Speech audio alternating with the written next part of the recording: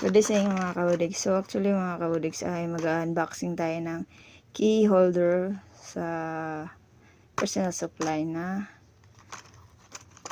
magandang quality. So ito yung nasa likod niya. So excellent quality for you to do. So ito siya. So maraming pala 20 multiple channels,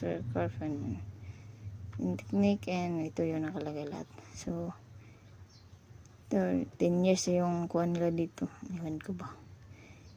To see is to believe tayo. So actually, nabili ko plan to sa 7-Eleven dito sa lugar namin. So nabili ko siya ng 60 pesos.